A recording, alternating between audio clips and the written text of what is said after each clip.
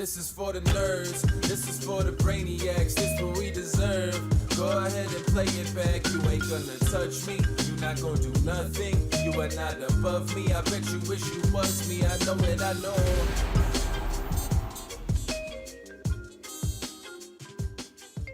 What is poppin', everybody? And welcome back to another special episode of the Only Friends podcast. Well, you know, it's me and my only friends, which includes, but is not limited to, my boy Hunt. What's poppin', Hunt? I'm doing well. I'm doing better than you, it sounds like. You said you died this morning. I died this morning. Happens sometimes. He's whatever. been resurrected. It's okay. Yeah, the ghost of Connie is with us now, so we're fine. What's poppin', Berk? Oh, you know, the usual. We're here. Just early here. time slot. Why are we here at the early Yeah, time? you're slot? here so early. Playing tonight, huh? Yeah.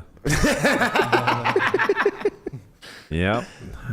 I'll be playing all right. Yeah, playing with your ding dong. Play- Found me an off day. Got rugged from the Bally's game. Yeah. I don't know what happened there.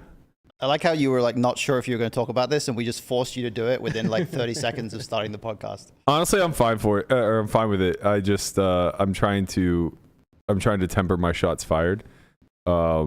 Minimal shots fired, just a couple of shots. Yeah, I mean, I'm not that butthurt, to be honest, but it's annoying because I'd given up my Bellagio seat to ensure that I could play Bally's, and I rearranged my whole day to play a 5 o'clock stream game that I don't give that much of a shit about playing on. It just seemed like it was a decent lineup. One of my favorite guys, Don Wynn, is in town. I think he's playing it, and then Persons is on it, obviously. Any chance I get to play with a man named Casino Eric, I would like to take the opportunity. But, you know, the game is the game. It is what it is. A lot of young super pros going to be in the lineup. Excited to see Jeremiah get out there. Can I just ask, what's up with you always calling him Persons? It's a Pittsburgh thing. We put S's on everything. Okay. It doesn't make sense to us. I don't know why. Yeah. I really. So it's like, you know his name's not Persons, Well, but you always here's the say thing. the S. Here's the thing, and this is no Not that he slight. doesn't know. Yeah, it's not that I don't know, because here's the thing, and this is no slight to Eric, but having a last name of Person does not make a whole lot of sense. It's Swedish. Come on. Everything ends in son in Sweden. Okay, but There you go. it's an actual. Doesn't it's make sense to you, but the rest of the world No, it might. no. It actually means human. It's a it's noun. not spelled Not in way. Swedish it doesn't. It means son of Per. His father's name was Per if he was living like 2,000 years ago. All right, well, let's make it sons of Per, so that Okay. we can So delineate he is between. multiple sons. Yeah, so that we can delineate between the actual noun and his last name. Okay. And that's the way this us is very Pittsburghers- American of you, refusing to accommodate foreign languages. Right. Well, that's the way we work. Yeah, I guess it is. It's I pluralize everybody. Sean Winters, because winter is a thing. But Yeah. if you say Winters, now all of a sudden it Joe could be a last Burrows. name. Yeah, Joe Burrows. JC Penney's. Kerry So Kittles. everybody's name who is also the name is Aldi's. also a word. You just put an S on the end. Yeah, it's Yeah. a proper noun thing. Like, especially like, Yeah. like the store, like J.C. Penney. Yeah. We would say J.C. Penney's. We See, would say that to me makes Montgomery sense. because Ward's. That to me makes sense because it's a store owned by Yeah. J.C. Penney. Right. Therefore, it's apostrophe S. It's his store. Yeah, That Giant makes Eagles. sense. Calling him Eric Persons No, we don't do doesn't, that. Yeah, they doesn't do. compute for me. But We don't do Pittsburgh, that, it's but that's a Pittsburgh thing. Is they say it's Giant Eagle is the grocery store, but they say Giant Eagles. Really? Yeah. I've never heard that. Yeah, Because it's Eagle. yeah, Eagle, Giant Eagles, Steelers. I would like you to spend some time in Pittsburgh, Hunt. I would be interested to do that, but like the way you guys talk about it, it makes it sound like it's this weird twilight zone that's totally different from the rest of America. It's very great. interesting. I'll be there next week. There is a bit of a vortex that occurs there. The Pittsburgh vortex, it just sucks you in. Yeah, well, I mean, the history of it kind of. I let me put it this way. I would like you to spend some time there because I think it's a beautiful place during the summer. But more importantly, and it's also it's incredibly deep in culture. But more importantly, I would just want you to study the area a little bit.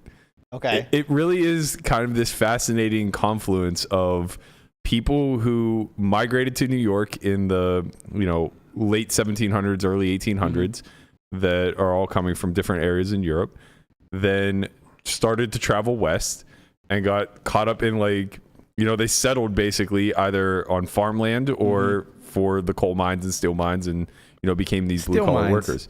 Yeah, see. Wow. What would you call it? Or, I wouldn't call it a steel mine. Steel. Mining for that steel. Steel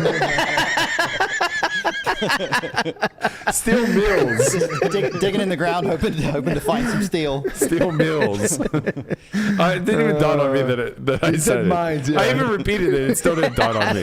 What would you call it?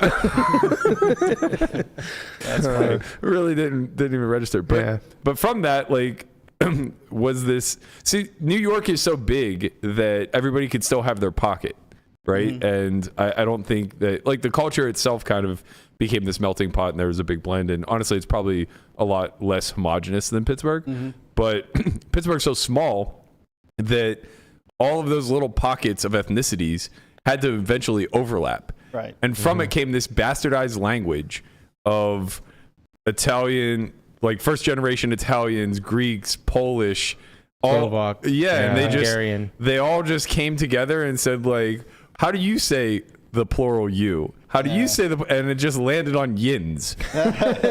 And like, we created this entire language for things that the rest of America just call their normal words, but we have this weird slang, like a shopping cart is a buggy.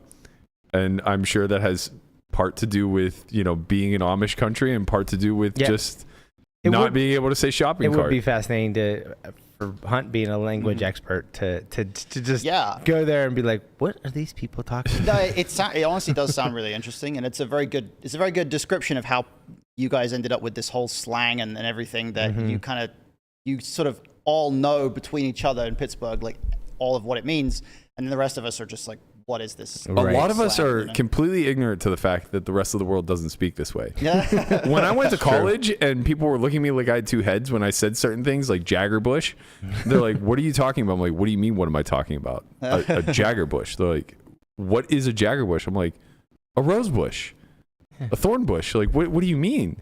It jags you. You jag off? But there was actually, you don't even have to go visit. There's actually a great lecture by one of the professors from Carnegie Mellon. She was a linguist, and she did a deep dive into Pittsburghese. And it's like this 90-minute lecture. It's fascinating. I've watched it many times. It's really...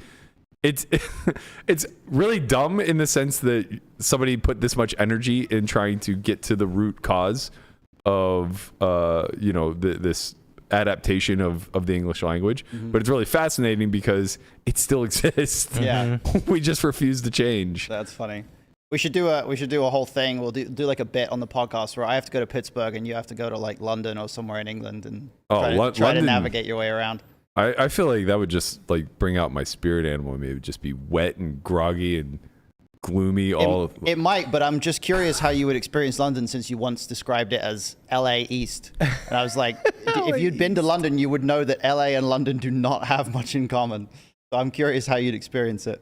Did I say LA? You did. I feel like you definitely did. I feel like I should have said you New were trying York. to make fun of it, and I was like, no, that doesn't work. Yeah, it's probably closer to not a thing. Probably closer to New York. Yeah. Much closer to New York. Yeah, I would think it would be more like New York. In terms of the city just thriving off of foot traffic more so than cars, like LA does. Like you can't even drive in the city of London, so it has a lot more in common with New York. Like for sure. actually, literally cannot drive. Yeah, there's a congestion charge. You have to pay like quite a lot if you want to take your car into central London, and it's like they introduced it like 25 years ago, and it massively cleared up the ridiculous traffic situation in London. So it's like, is the city that small that?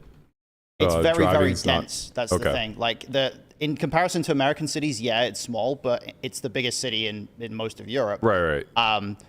It's just super, super dense, and so there's so much movement of people around that if you allowed everybody to travel by car, it would just be chaos, which is what happened in the 90s. Or it would just be Manhattan. Man, it's 15 euros per day. That's people pay like 25% more than New York. Just to go through the tunnel. Yeah, it's like the tunnel and like the bridges and stuff. Right, yeah. But even just that, like it completely transformed London overnight when they introduced it. It's a much better city now than it was 25 years ago. Oh, so what you're saying is in London they're nits.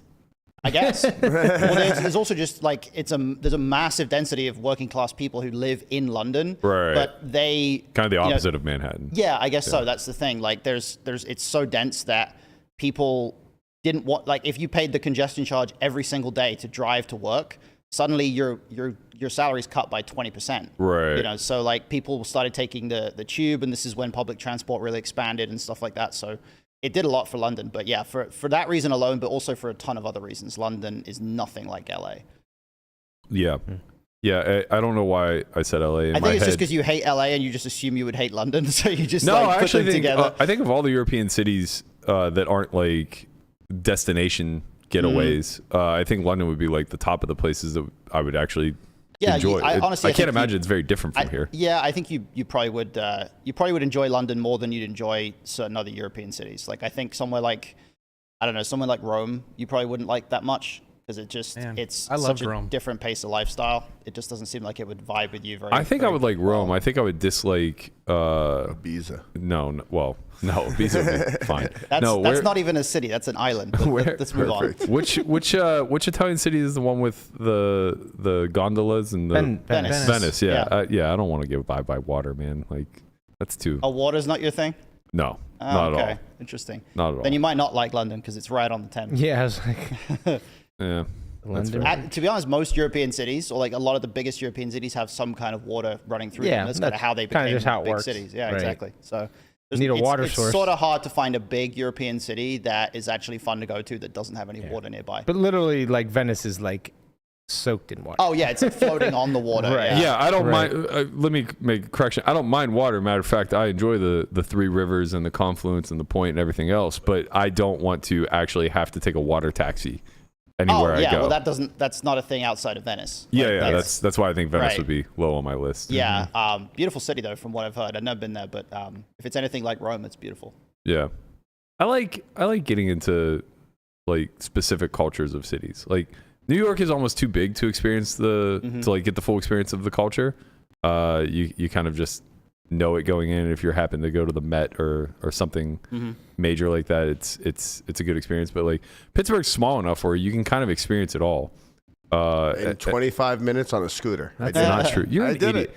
I did it 2 days in a row. What are you talking about? You have less culture in your entire body. What are you talking about? I did it 2 days in a row. I went all around Pittsburgh. You drove around the north side. You know what I'm excited for? I'm going to go check out the Roberto Clemente Museum when I'm there. I haven't been to that yet. I heard it's amazing. Yeah. I don't think we understand like how lucky we were. Our field trips were to like the Carnegie Science Center, the Carnegie Museum, the Historic Museum. We have like a pretty rich art culture with the Campbell Soup guy. Why am I forgetting his name? Andy Warhol? Yeah, Andy Warhol was born. Campbell Soup He was born and raised in Pittsburgh. You make it sound like he was in a commercial for Campbell Soup or something. Like he invented Campbell Soup. He made it famous, man. He did make it famous. He really did. Like once he came out with that drawing, I think their like sales went through the roof. And now he has the privilege of being known as the Campbell Soup That's guy. right. Yep. Well, look, man, I couldn't remember. I've been to the Warhol I Museum. have It's really cool. Yeah, I've been to it as well. I couldn't remember his name. You guys got it immediately when I said the Campbell Soup guy. What do you want from me? You got us there. You know, pop art. No, come on, Campbell Soup. I'm curious about what's the population of Pittsburgh, because I honestly have no idea. It depends. I mean, if you're talking about just the city limits, it's probably under 1 million. It's probably like 600,000. Yeah, I would have guessed like 500. Yeah. It's weird the way the city is structured.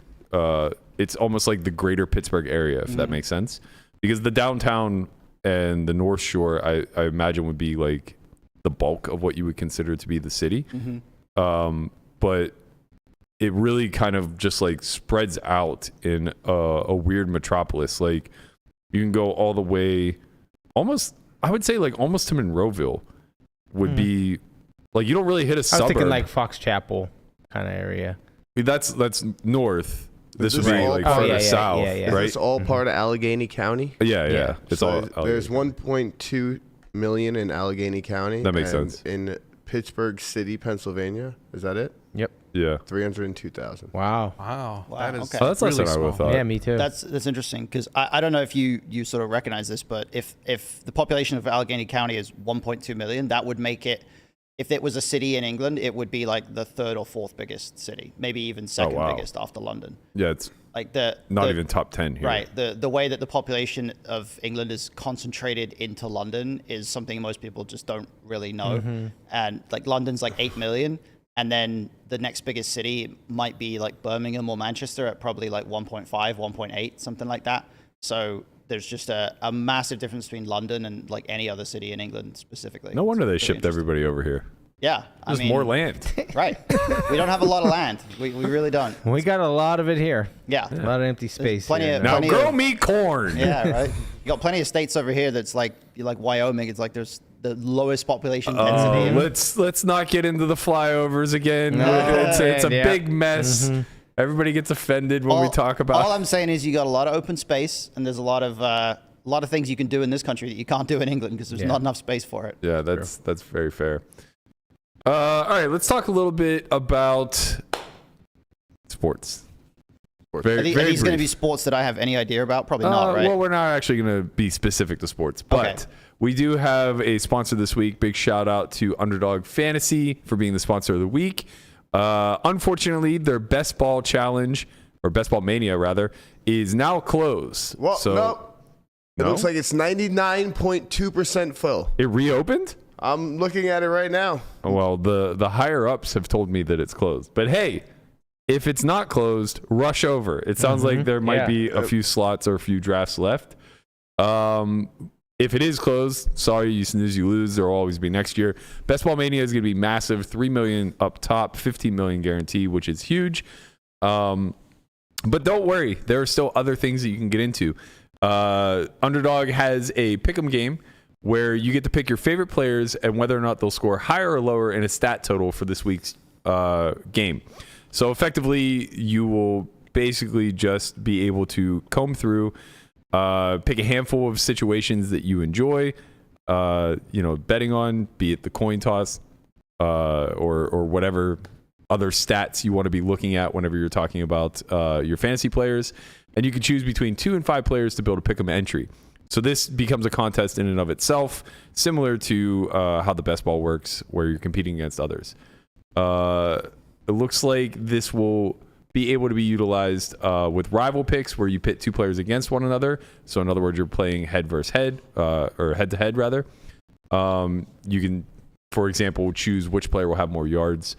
For me personally, I would love to get into this just so I can, really show my black and gold. Who's going to have more all-purpose yards in the Steelers game? Is it going to be Christian McCaffrey or Najee Harris? Najee.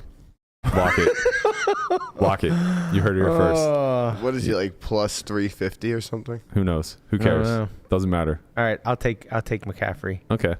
Booked. But I'll be rooting for your side. Yeah, of course. Look, it's going to be a one-sided game, as they all will when the Steelers play this season. We're going to have the Pickett to Pickens connection. Pickett to Pickens. Can I get a pick 'em for Pickett to Pickens? Hey, there we go. Now we're talking. This is what I'm looking to do. Sounds like a pick-off interception for 6 points. Jump off a bridge. The London Bridge. All right. If you guys want to be involved in the Pick'em challenge, head over to Underdog. Is it underdog.io or underdog.com? It is underdog.fantasy. .fantasy.com. My bad. You can sign up today with promo code SOLVE4Y. That's S4Y, and get your first deposit doubled up to $100. The link is in the description below, or you can hit hashtag underdog in the chat. You can also find the app in the App Store. Don't forget to register with our code S4Y to get your first double up opponent. Must be 18 and over. President of the state where Underdog Fantasy operates. Terms apply. Concerned with your play, call 1-800-522-4700 or visit ncpgambling.org. Don't degen, guys. That's what we have Conrad for. Okay? I have a proposal for you guys. I'm thinking about how bad I would do if I tried to do like fantasy sports related to the NFL. Oh, but then it occurred to me how badly you guys would do if you tried to do fantasy Premier League. Right. So yeah. Honestly, I feel like we would do worse. Well, if you guys are ever down for it, we can like swap, and I'll do the fantasy NFL, you guys do fantasy Premier League, and we'll just do a whole thing about it, and we'll enjoy how bad each other is. I think you would have the advantage just because you are living in this country, so you just probably hear things like some osmosis thing happening. I know the names of like 2 or 3 NFL players. Yeah, so well, that's 2 or 3 more of people in the Premier League. So that's true. That's true. But fantasy Premier League is probably a lot simpler though, because the way they do it, it's first of all it's free to enter, and you just like the idea is just to win these weekly prizes or season long prizes or whatever.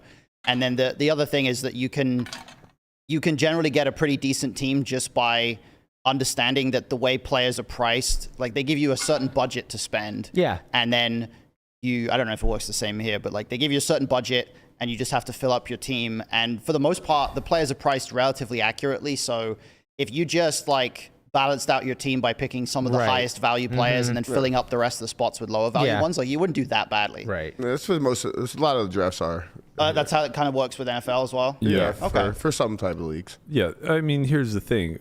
We would all suck at all of these sports. We're just not sharp. Yeah, that's true. But that's kind of half the fun. That's why I stick Speaking to of that, home leagues. we got to get a Circa thing in.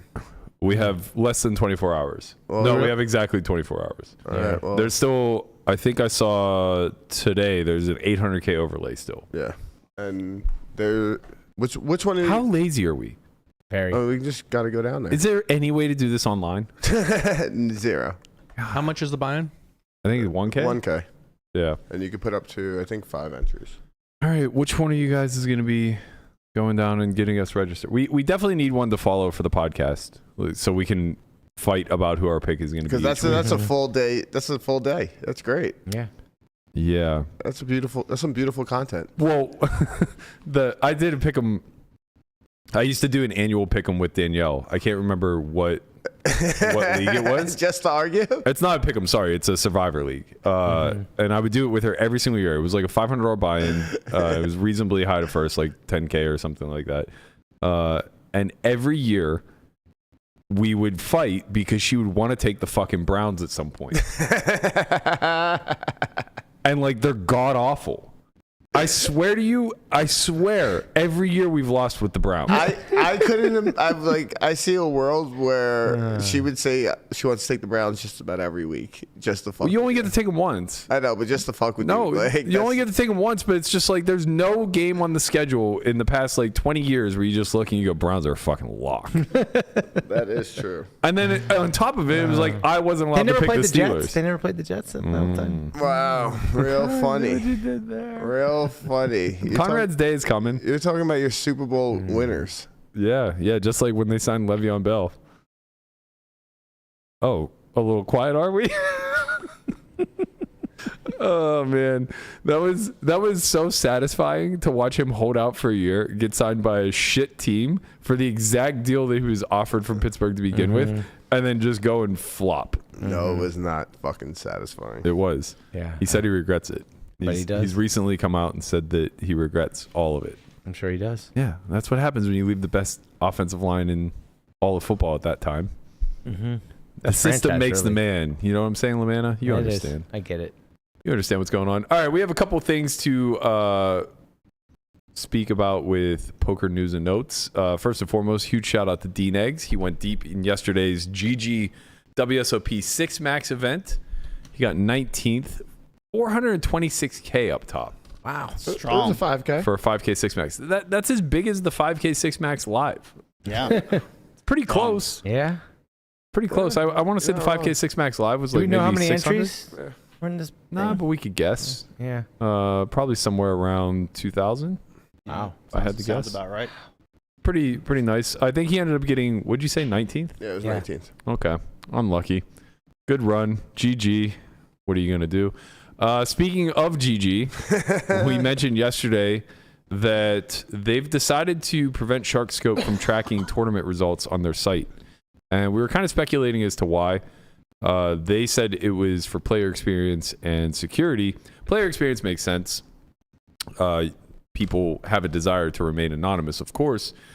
Security does not. It seems like it completely contradicts security. Sharkscope actually is a pretty powerful tool at being able to suss out new accounts, multi-accounts, potential collusion rings, things of that nature. And one Aaron Barone, a 888 streamer, posted a tweet yesterday. It says, GG decided to prevent Sharkscope from tracking tournament results for the reasons of optimizing player experience and increasing security, when in reality, those changes do the exact opposite. Now, that was in reply to a GG marketing tweet that said, what's the funniest thing you've seen or heard at a poker table? Kind of on point response there by Aaron.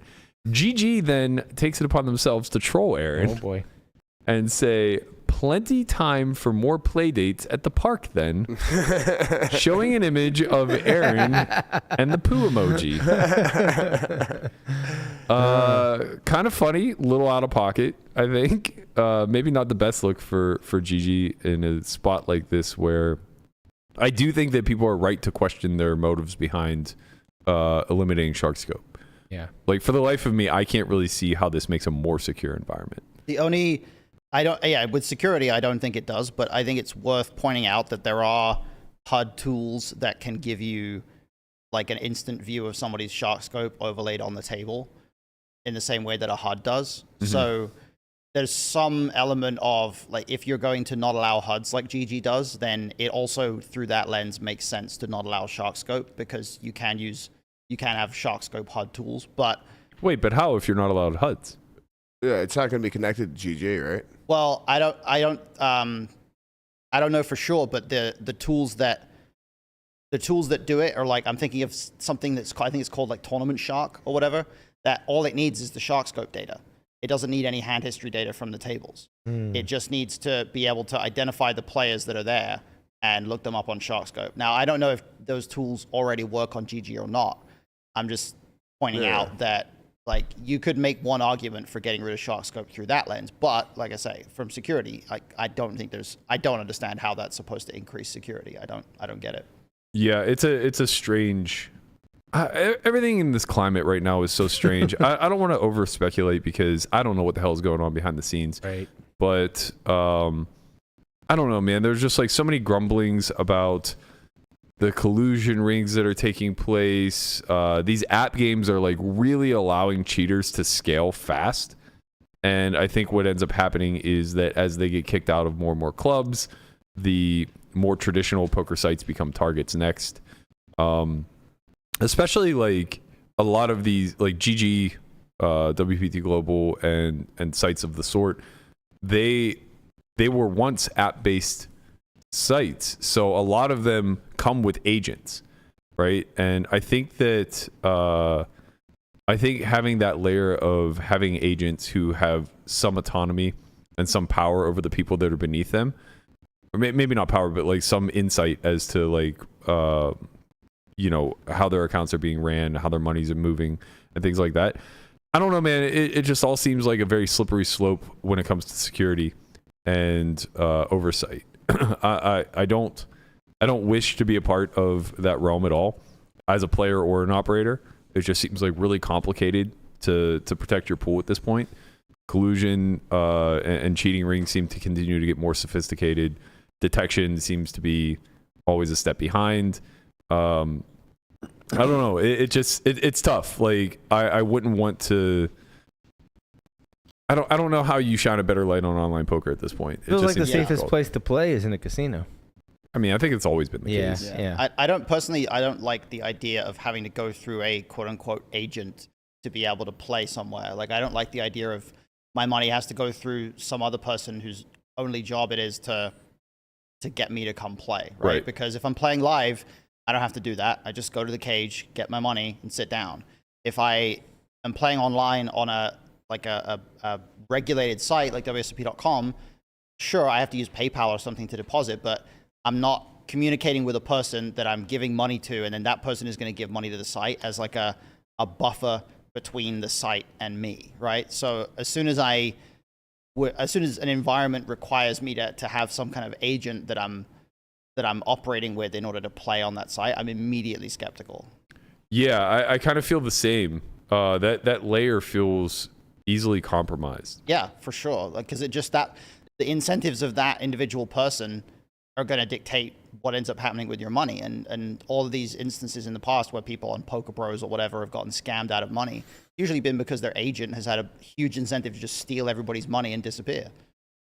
Yeah, and I mean, this kind of brings us all the way back to like the Bryn convo too. Like, I know he served as an agent for a big chunk of the player pool that came on there at some point.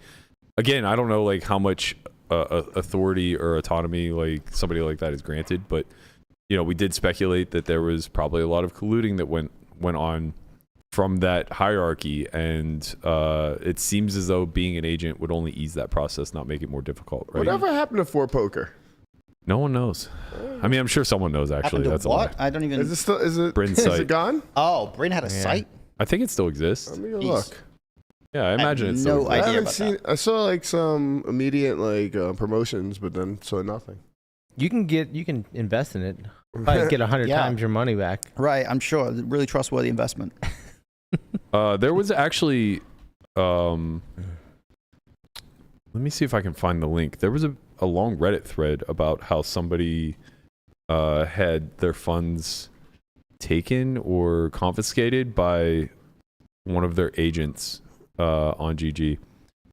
Poker Reddit is a dark place, though. Are we sure we want to go there? I know, bro. Trust me, I'm aware. I saw you went there recently to look up stuff people were saying about you. We're so lucky the stream got cut, man.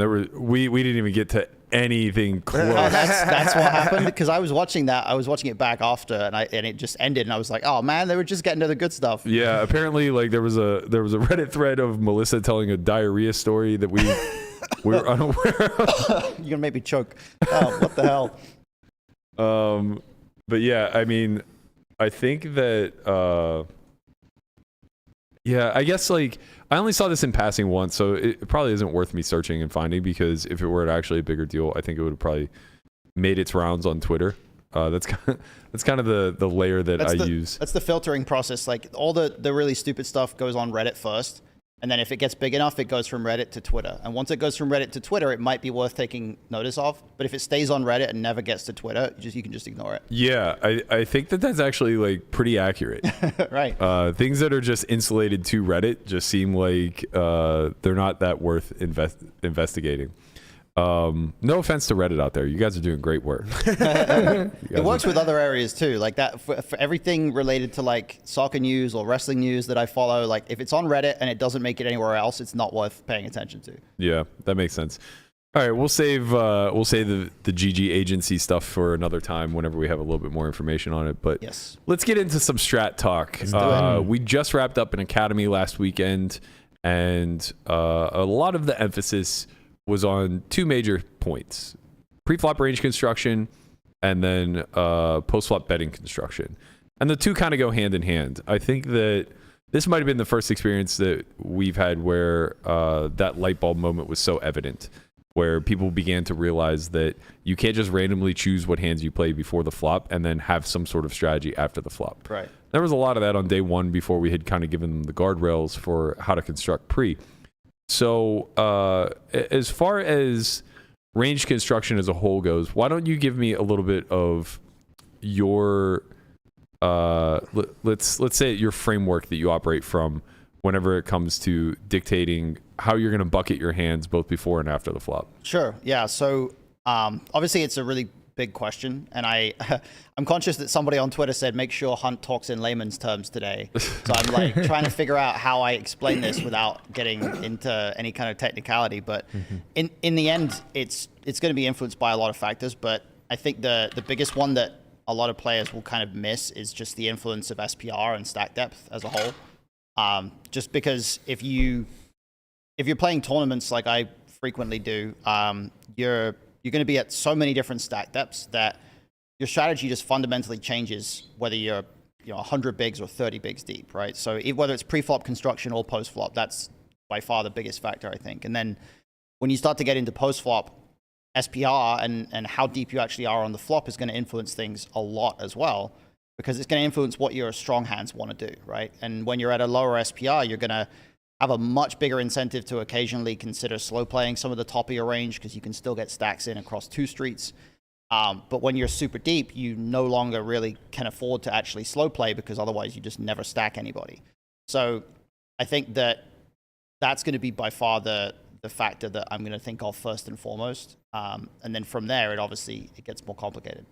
Yeah, I think that when we start to introduce strategy to people who have kind of been firing from the hip or freestyling a lot, I think that one of the biggest things that I try to emphasize are those major principles that you can always default back to. What's the SPR? Are you in or out of position? And who possesses overall advantage based off of the situation that's arisen? Right. So how you've arrived at this point should often dictate that. This strat chat today was kind of inspired by Guapo last week, saying that up until a few months ago, he never even had a check back range. Which personally I can relate to. I'm with you, Guap. I still don't know that I do. You probably didn't check back a flop for like the first 10 years of your career, right? Yeah, like I didn't know that checking was really a viable option once we aggressively put money in the pot. I thought the way we did this dance was, I continue to bet and then you make a decision. Yeah, I mean, I guess for the first 10 years of your career, probably nobody ever check raised anyway, so maybe never checking was probably good. My strategy for the first 10 years was so fucking basic. It was VPIP as much as humanly possible and just stay aggressive until they make an aggressive action back and then fold everything. I remember like the early academies, it was like 5x open, barrel until they fold. You know, it was like, and if they ever click it back, just fold everything. If you don't have the absolute nuts with a redraw to the second nuts, fold everything. Yeah. I have a CSI. Go ahead. Steelers lose this weekend. I'm sorry, what? Bosa just signed his contract for... Fuck! Damn it. For 5 years, it's $170 million. God damn it. With 122 guaranteed. Oh, we were so close. Make him the highest paid defensive player in history. Oh, my God. I'm sorry. You can make, Damn, you may so continue close. now. Who's paying him $170 million? Is it the Kingdom 49ers? of Saudi Arabia? That's what's happening in soccer right now. Yeah. Like, What's that next TJ Watt contract going to look like? Man. All the money. Sorry. All the money. I need to just let you know you're going to lose this. Well, we're still not going to lose, but that's definitely still going to stay +2. I was going to say maybe go to +3. No, Yeah, definitely bet them. Yeah, that's right. But anyway, basically paying attention to position, stack depth, and who carries the advantage is a main thread line, I would say, to trying to construct any sort of reasonable strategy, even if you are freestyling, right? Mm-hmm. Like, even if you're just arriving at a point and you're saying, okay, I need to figure it out from here, we can still kind of look at those details and make a determination as far as what hands our opponent does or does not have in range, what actions are viable or not viable for his counter strategies. Mm-hmm. And I think that this is probably where a lot of people start to get it wrong, is they get too, and I don't know what the cure is for this, but they just get too overly invested in looking through the lens of their exact hand and what the desire for that hand is, / their own emotional desire based off how they've arrived here. Yeah. I say this because I see a lot of 3 and 4 bet pots play out where somebody has a hand that just like is way too good to bluff but way too weak to bet. Mm-hmm. And they just end up firing on all cylinders for multiple streets. Right. They just take a hand that has plenty of showdown value and they just turn it into a bluff because that's preferable to checking and having to potentially face a difficult decision on a later street. Right. Like, understanding that in a 3-bet pot, you're just not going to find a way to get nines to fold on 7-3 deuce when you have ace king is probably just like, well, I shouldn't say it that way. What I should say is, like, you're not going to get nines to fold on 7-3 deuce after you see bet they call and then the turn is another deuce. Mm-hmm. Like, that's not really what we're attempting to do here. Yeah. Right. We'll just happily take the value against nines when we have overpairs and put them in difficult spots. But like, we don't really need to have more bluffs than value bets, just simply because we know that our opponent has pocket pairs a lot.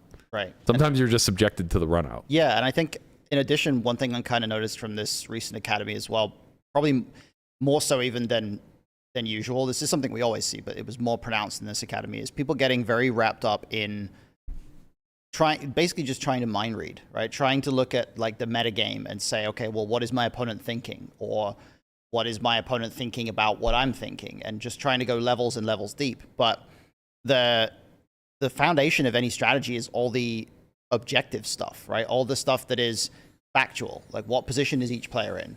how deep are we? Like, what are the stack sizes? What's the SPR? What's the exact flop?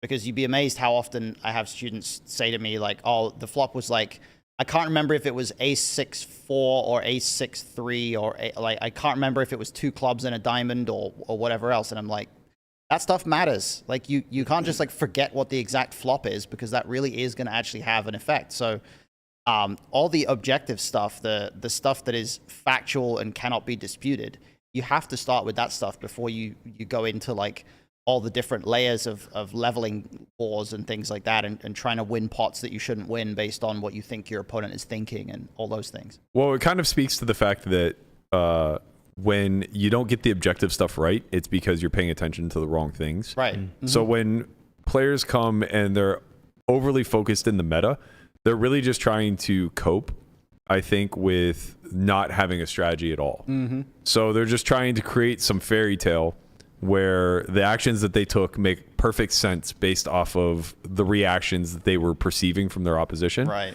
And it's completely dismissing and ignoring the actual objective data that we have in front of us, which will be positions, stack depth, flop texture, how many bets went in before the flop. All these things are going to help contribute to what ranges are actually arriving at the decision point that we're trying to make. Yeah.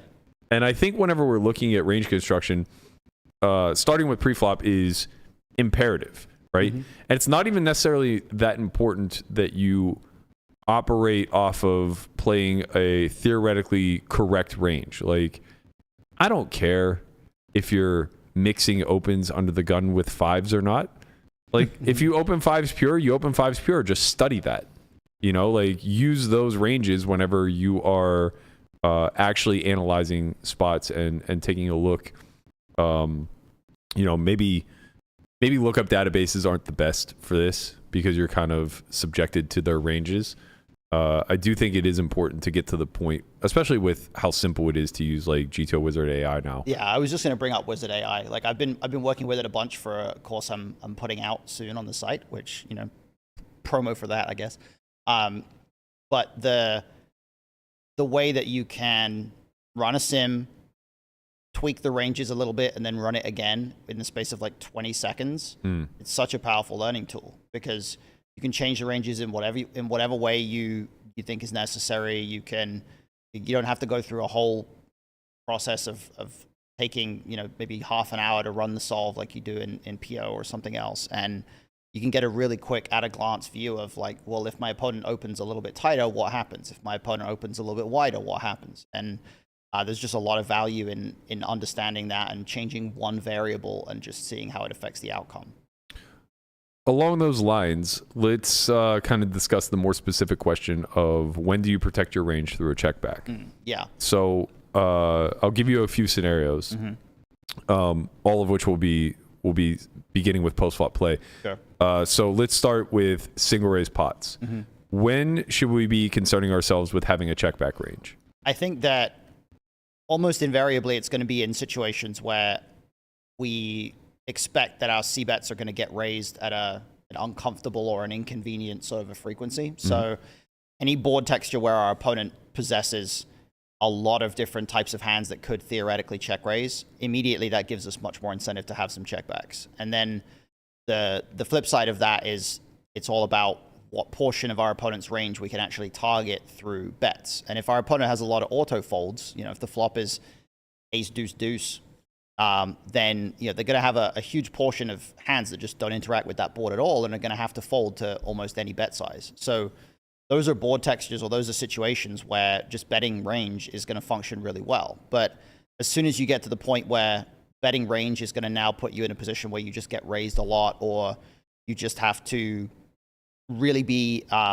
concerned about a certain portion of your range not wanting to get check raised, that starts to be the territory where you really benefit from having some checkbacks. And a lot of the time it's going to be when you're deeper, but it's also just going to be a question of board texture. It's going to be boards where there's a lot of hands in your range that are going to get way worse across multiple streets. If you flop middle pair on queen 8-5 2 clubs, then you can recognize that your middle pair is pretty likely to get a lot worse across multiple streets. And a lot of the time that's going to mean it starts to favor wanting to check back. So I think in as a general policy, I'm just looking at it as, is there any specific region of hands in my range that significantly benefits from not getting raised here? And as soon as the answer to that is yes, it's a spot where you have to consider having some checkbacks and start to think about what they would be. Yeah, I think that you touched on a few key points there, but first and most importantly, I think, is identifying interactions. So I think the notion of being able to see when your opponent's range interacts heavily with a board texture versus not very is a really critical time to understand that you need more protection in your range. Yeah. One spot that stands out in my mind when I was doing On Second Thought a few seasons ago that maybe I didn't recognize was a lower frequency bet board is like King 10-7 Rainbow, button versus big blind. Yeah. That's a board texture that I would have assumed had a low checkback frequency, somewhere in the neighborhood of like 20%. It's actually much closer to 50. Right. Which means that you need to start finding the checkbacks with King X, with 10X. That's just because you get check raised so much. There's so many draws available. It's partly because you get check raised a lot. It's partly because you just don't get folds very often. Yeah, that makes sense. Yeah, that's what it comes down to. And you don't have 3 street hands. Right. It's what it comes down to on those boards that there aren't very many hands in that spot unless we're talking like a tournament spot where there's an ante and they're defending like all the offsuit ace X. There aren't really a lot of hands in that spot that are going to have tough spots versus, let's say, a small bet. And even versus a medium or larger bet, there are plenty of hands that are just always going to have enough equity that they aren't going to consider folding. And the size that you would have to bet in order to get like a gut shot to start folding on those boards, or like a double gutter or something, it's so big that now it just becomes like you can't use that size because you would just run into 2-pair or better like way too often, right? So it just becomes a situation where you can't bet super huge and you can't bet really small. So you can bet kind of a medium-ish sort of size, but as soon as that happens, now there's plenty of hands that don't want to bet that medium-ish size, which means you have to start checking them. Yeah. And along those lines of having a protected checkback, I think the way that you can functionally frame that is just understanding, can I get 3 streets of value often? Right. So even a hand like, let's say, King 9 suited on King 10-7, it feels like it's a hand that very comfortably can bet 3 times. But the truth of the matter is that by the time you're putting in that third bet, it's really difficult to start to find hands that comfortably call you that are worse, right? You block some of the 10X that will probably have easy calls in 10-9, and you are opening yourself up to just getting called by better King X. And like even in this like in low stakes environment, like those 10Xs go in the muck a lot in the third street. Right. So it's just like they don't find the indifference points, right? They just rank the hierarchy of like top pair, no, okay, then fold. They go in the muck on the turn sometimes. Yeah. You know, it's like, I don't know, puts you in a weird spot. Yeah, the notion of like having a delayed C bet in situations where you just don't have a lot of flop fold equity is really critical. Now, I think people take this a little bit too far, where they try to simplify things to either it's a range bet board or it's a range check board. And I think that becomes a bit problematic. Range checking in position is wild to me. Like I would never really do that. Like I think that you could maybe make the argument that in some tournament ICM situations, like you could possibly justify it, but the reality is in virtually every single spot, we're going to have a top of range portion on every board that wants to bet. Like, so it's hard to imagine any kind of a scenario where our range would be constructed so that we just never have any really strong value and we have to check everything. Okay, so going or kind of following up a little bit then, when do you check to trap? Because I think this is a big misunderstood thing. Like, if that board is instead King 10-9 Rainbow and your heads up versus the big blind, how often do you check back Queen Jack there, or what is the scenario where you would consider it? I think it's when SPR gets lower, you have to consider it more. But it's also when you have hands that are blocking the stuff that they're trying to get value from. So on the King 10-9, I think having like top set is a better check back than Queen Jack in that spot. I think that just because Queen Jack happens to be the nuts doesn't mean that you have to check it back at some frequency, because the reality is that its EV goes way down on a lot of turns. But with a hand like top set, it's going to have similar EV to Queen Jack to begin with, but it does lose to a lot of straights on a certain amount of turn cards. So, there's that, but it also makes full houses and can stack a hand like Queen Jack when it does. So I think there's there's a lot to be said for deciding based on how vulnerable a certain hand is, how it's going to play on turns and rivers, and to what extent are we blocking the type of stuff that we're actually trying to get value from. Because when you do have a set of kings on king 10-9 and a lot of money goes in, like it's hard to stack a worse hand, but it's easy to run into queen jack. Whereas when you have queen jack, it's really easy to stack a worse hand because all that king X is now unblocked, and so you just run into stuff like king 10 and things like that a lot. So at deep SPRs, I would very rarely be slow playing anything, but when you do start to get to shallower SPRs and start to think about checking back certain hands in position, I think it just has to be stuff that just has those properties, has a lot of blocking power. It's going to improve on some later streets as opposed to just getting a lot worse.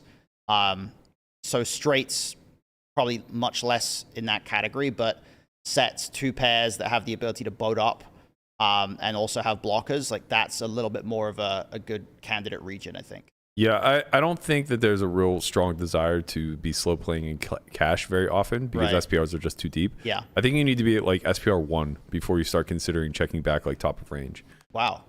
Even that shallow? Like you wouldn't check back, let's say, I don't know, I'm trying to think of an example. Like the top set of kings is a decent example, but like I feel like when we're at SPRs, when we can still get stacks in across turns and rivers, like so villain is just gonna like 2E turn and then jam river a lot. Like you don't think that we would still sometimes check back a set of kings just because we block so much? That just barely ever happens in cash though.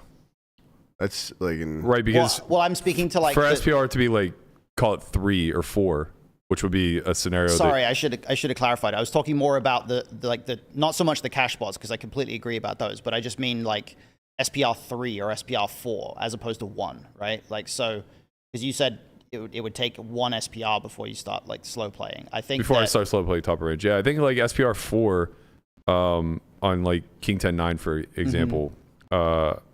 I think that like checking back top set of kings is very, very viable and very reasonable, but I would have to be against a really good opponent. Okay. So we're starting to think in terms of exploitative. Yeah, I mean, I can get behind that for sure, in the sense that I think a lot of players just don't bluff it off enough on turns and rivers for us to actually benefit a lot from it. And not only that, but I would assume that, so what, obviously kings blocks top set, but it unblocks all of their potential bluffs. Yeah. So like really all it takes is them having a jack in a card that's anywhere near the board to have a potential bluff candidate, jack 8, jack 7, jack and a pair, things like that, for us to ensure that we get 2 streets. And I'm not confident that those hands always follow through from the bluffing region once we check back. As a matter of fact, we might just leverage more folds. I would have a strong check back range in those spots, but it would be more like ace king, I think. Oh, interesting. Would like play as a better check back, or king queen, perhaps. As like that's now blocking a lot of their potential bluffs. It interferes twice. It interferes with the straight and it interferes with top pair. So it's just kind of like it's also a more vulnerable hand. Like you'll happily play for stacks, but like you're not super encouraged to do that. Yeah, I'm just thinking like with the lower SPRs, I'm thinking in terms of what I kind of observe a lot of the time is our more vulnerable hands, like our range construction starts to like invert a little bit, right? Where when we're deeper SPRs, we have a much more polar construction where top of range and bottom of range is going to be more likely to bet. As we get to lower SPRs, that inverses. Yeah, it's like a weird thing where a lot of our middle strength hands now have reason to bet just for pure protection and for equity denial, while we start to not have enough equity to bet with the very bottom of our range, and we just kind of want to like check back and delay, and the top of our range wants to slow play just a little bit more. So that I'm kind of basing a lot of this on that, and that's probably the reason why I would probably pretty rarely find a check back with ace king on king 10-9, but I would be more inclined to like a hand like kings or maybe king 10. I might find it a bit more, but I think it's probably pretty close either way, and I think there's a lot of opponents against whom they just don't bluff enough once you check back, so you just shouldn't really slow play anything. Yeah. I guess to your point, if they're finding like a lot of the backdoor bluffing candidates that would otherwise have folded to like quarter pot, a hand like I don't know, 5-6 of spades on king 10-9, rainbow 1 spade, probably just check folding versus any c-bet. But if you check back, now that becomes a viable portion of their barrel offs if they get like the 4 spade turn. Yeah, I mean, that's certainly a big part of the principle of why we would check back some of these hands, or in fact, really with almost any hand, even with some of our like bluff catchery type stuff, like checking back like a weak king on king 10-9. Part of the reason why we do that is because it's supposed to be the case that our opponent is going to bluff it off on turn and river with some hands that are way behind us, right? Like they're supposed to have some turn bluffs that are really low equity. Like they're just kind of bluffing because they have to have enough bluffs. Yeah. If they don't do that, and if they only start to bluff with hands that have a bunch of equity, then the value of sort of trapping in that way goes way down because we're not even making as much money as we normally would by bluff catching. So it starts to become more important to just focus on getting the value in the first place by betting. Right. I mean, anyway, the major takeaway here is that SPR is going to be the big driving force between checking back top of range versus just front loading it. 100%. And I think that's really important to understand. People, I think, are too afraid to play check back whenever they're really deep because it caps them. But you're also reducing the amount of streets that are played. Yeah. So if you're in an SPR of like 12 and you play check back, it's really hard for your opponent to get the money in, even if they want to. Right. So by capping your range, you don't suddenly just become subjected to playing all in pots with like, top pair good kicker that you checked back to protect your range. And even if you do, that's okay. You're still going to have the same properties as if it would have come through a small bet, got called or whatever. If anything, you're in a better spot because their range is now wider. Yeah. And it's also this weird kind of paranoia that people have where they check back because they're afraid that their opponent will recognize that their range is capped and just target them like mercilessly and just sort of put them in all these tough spots. But eventually, if it was the case that your opponent was just going to auto blast off as soon as you check back the flop, then you should just start doing that with everything. Yeah, because, like, check back the nuts and then just exactly. It's let like them blast into at you. a certain point, if you recognize that this would not be a good spot to check back the nuts, inherently you also have to recognize that you don't have to be that worried about checking back middle strength hands, because if you're not going to induce massive amounts of bluffs by checking back the nuts, then you're not going to induce all this crazy aggression by checking back a middle strength hand. So people just get this paranoia about how their opponents are going to play, and they just think, well, if I check back the flop, that's quote unquote weak, right? They don't want to show weakness, and that's just not I don't like the phrase "that's not a thing," but like showing weakness and showing strength, like those things are not a thing. In that, what you're showing is a range, and if you have a well-constructed range, that range is neither going to be too strong nor too weak in any given spot. The reason why people are worried about showing weakness is because they recognize that they only ever do that thing with a very specific range of hands, and so you intuitively recognize that your range is very weak, and you just want to avoid putting yourself in that spot. And the answer isn't to just take lines that don't show weakness. The answer is to actually construct your ranges properly. Yeah, and I think this is what Guapo was saying about how, like, I don't have a check back range. I think he was more saying that he didn't have a protected check back range. Correct. Right? And it's not that he just never checked. Well, I think his terminology for it is actually better, because what it means is that he hasn't built a check back range. Right. Exactly. So it's just like when he did check back, it was an unprotected weak range. Just pure give up, basically. Right. They should blast off if they recognized what he was doing. But not anymore, right, Guap? That's right. I think conceptually this is a very important thing that people kind of don't get right and need to better understand. But every time you take an action, be it bet, check, fold, whatever, you are constructing 3 parts to a range. And I think it's really critical for people to think in these terms, even if only for a short period of time until they have it solidified. But like every single time you're about to take an action, you have other ranges that would have taken another action. So in other words, like if you have this flop texture of king 10-7, you both need to build a betting and a checking range. You don't just get to build one. Right? It's not I build my betting range and then my checking range by default is the inverse of that. It's just everything else, right? Yeah. It doesn't work that way because now you're very exploitable in the checking range. And I think a really good way to conceptualize this is to understand that anytime you're in a defensive tree, you are actually building a folding range. And you could start with that, because it's okay to build a fold range and then have the remainder of your ranges be everything else, because now you're just compartmentalizing through different portions of equity and figuring out if you're going to play them passively or aggressively, right? But essentially, you're always going to have a passive action and aggressive action available to you on any street, regardless of if you're in position, out of position, the preflop aggressor, the preflop caller, whatever. Ancillary to that will always be a folding range. When you face aggressive action, you will always have to build a folding range, and people don't think of it like that. They just make the decision to fold based off of this, that, or the other. Yeah, 100%. They're not preempting any kind of future aggression. Like, they're acting as if it's impossible that their opponent could put in another bet. And then when it happens, they're like, oh shit, I didn't expect that. You know? Right. This is how you end up with people doing stuff like cold 4-betting queens and then finding a fold to a jam in a circumstance where it's like, well, the jam can just be ace king a lot, so you can't really fold. It's because people didn't know what to do in the first place, so they just cold 4-bet, and then when they faced the jam, they weren't ready for it, so they just end up finding a fold somehow, right? And I think the idea of constructing a folding range is really, really powerful because it hammers home the idea that in order to give your opponent some incentive to bluff, you have to have some folds at every point in the tree, right? You can't afford to be in a position where you just never fold a certain line, because then your opponents no longer have any reason to benefit from bluffing, right? So you get to a point where they can play pure value and you're just giving them all the value because you're never folding.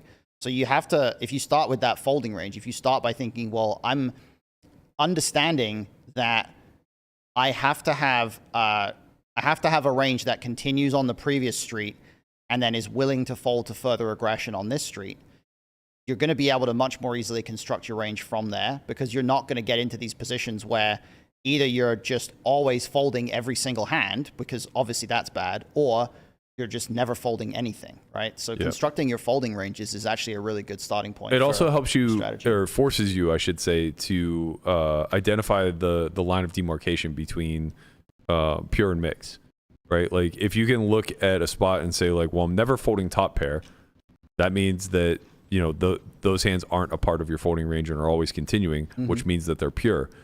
And then you can look at something like middle pair and say, like, well, I'm sometimes folding middle pair if it doesn't have these certain properties, right? Like a straight blocker or backdoor or whatever the case may be. And now you understand, like, that's the point in your range where you begin to mix.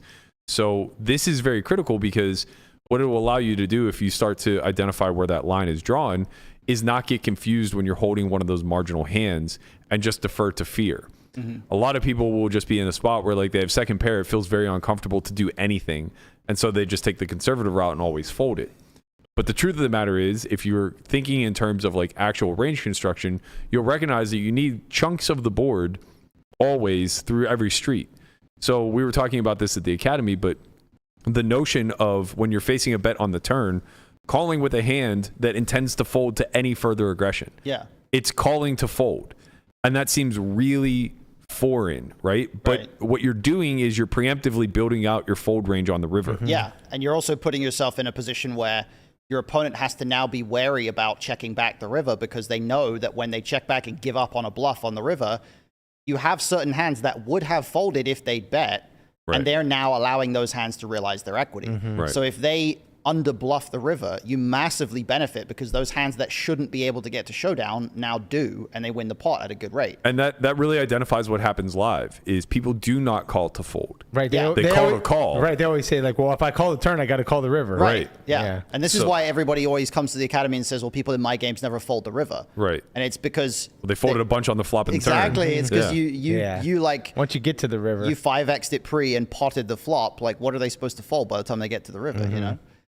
So it's definitely, I think, a dynamic that we're kind of speaking a little bit more to out of position now, because we're talking about building folding ranges. But you can apply the same logic for in position. You can start by building your checking ranges, right? You can start by looking at flops and saying, well, what hands on this flop want to check? And if there's none, if there's no hand that really benefits from checking, then yeah, range bet the flop. But there's going to be plenty of situations where it's like, if I specifically have pocket eights on ace 9-4, or maybe not, maybe that's a bad example, but like if I have pocket eights on ace 10-9, like that hand really doesn't have a particular incentive to bet, because all the worst pairs fold, a 9 doesn't fold, et cetera, et cetera. So like now you start by saying, okay, this hand kind of wants to check. Well, what other hands kind of want to check? And you can go from there and really flesh out the whole range and arrive at a pretty reasonable understanding of what your checking back range should be, and then just bet everything else that's not in there. Yeah, and it's the same premise. You're building a check range that has some checks to fold to turn leads, Right. and then some checks to raise to turn leads, and some checks that will call turn leads, right? So when you're comprising this check range, you have to be compartmentalizing the next street's three-part division. Yeah. So what am I doing versus a lead once I decide to check back? Some of my hands are going to want to call. Some of my hands are going to want to raise. Some of my hands are going to want to fold. Eights is a great example, right? I'm checking that hand back to fold to a bet unless I make an 8. Yeah. Then I'm checking it back to raise. Or I'm checking it back with the intent to check back again if I face another check, right? Right. Like I'm checking it back for showdown value. Well, everything just goes up a pip if it checks you instead of you face the bet, Yeah, right? So if you exactly. check to fold, then you check to check Right. when you're check 2. If you check to raise, then you check to bet when check 2. Exactly. Yeah. And then you're gonna, if you construct well through these lines, you're gonna find that you end up in spots where you actually do have hands that go when both the first two streets check through.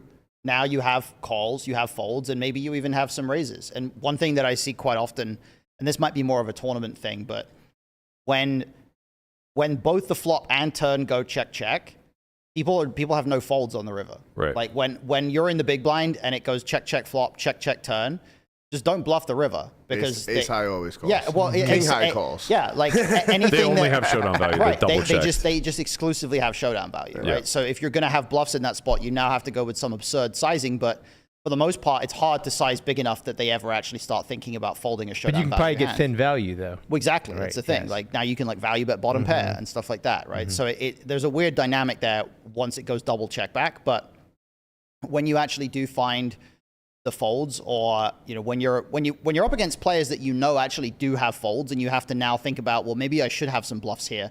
Decisions actually get pretty difficult, right? Because you start to get to the point where you have a lot of 9 high in your range, but you're in sort of a little bit of an ambiguous spot as to do I actually bluff with it. So constructing checkbacks on flop, and it goes hand in hand with constructing checkbacks on turn as well, because there's a lot of lines there that people neglect. People are only really willing to look at the line of what are my, my double barrels, triple barrels, etc. But they're not thinking about what the other lines are. They're not thinking about their bet, check, bet. They're not thinking about their check, check, bet, all that sort of stuff. And there's a lot of, it's not necessarily low-hanging fruit because it's tough to study these things and it's not easy to pick up on exactly what the dynamics are. But there's a lot of EV to be gained in those spots just from being better than other players at navigating those, I guess, depolarized lines. Those lines where it's not just going bet, all in, right? Mm-hmm. Yeah, it's a lot. It is a Man, lot. when was the last time you constructed a folding range? Every hand I play. Yeah, he does it in his Consciously. He does it in his sleep. Oh, consciously. Yeah. I mean, I don't know. Maybe subconsciously. Okay. All right. Yeah, I think it's important to especially, I don't know how much you're working with solvers or like Wiz AI or anything along those lines, but if you're not the type of person that is utilizing these tools very often, then it becomes very important to conceptualize these things. Even if you're doing it, writing it out by hand, just doing the exercise once or twice is a really good way to get your brain trained to start thinking a little bit more visually. And not just looking at your 2 cards whenever you're put into a spot, but instead looking at the board and kind of identifying what your overall range looks like, understanding what hands you open pre-flop that actually still arrive to this point and how you need to compartmentalize them, understanding that on certain textures, if you cannot range bet, then you do need to build a checking range. And part of that checking range is hands that will check to fold, just like part of your betting range will be hands that bet to check the later streets, and realize that is a funneling effect. Like when I bet to check, it's only because I think I have a 2-street hand. So I'm bet check betting,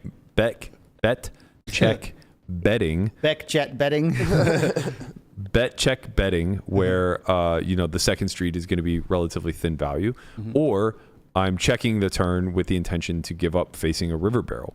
And these are very important. So it's how we construct our bluff catching ranges. It's how we construct our bluffs. It's how we construct a reasonably shaped range throughout the streets.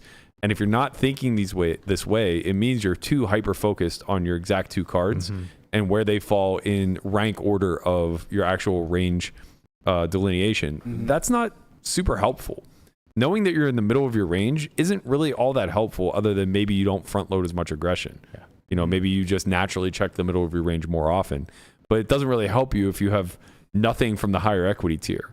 Like if you don't at least have some high equity draws to complement it, or a hand that has high degree of showdown value but can't get 3 streets of value, that type of stuff. Yeah, I also think people have this tendency where the ability to bet and take down the pot at some frequency is something that they really like, having the possibility of just ending the hand.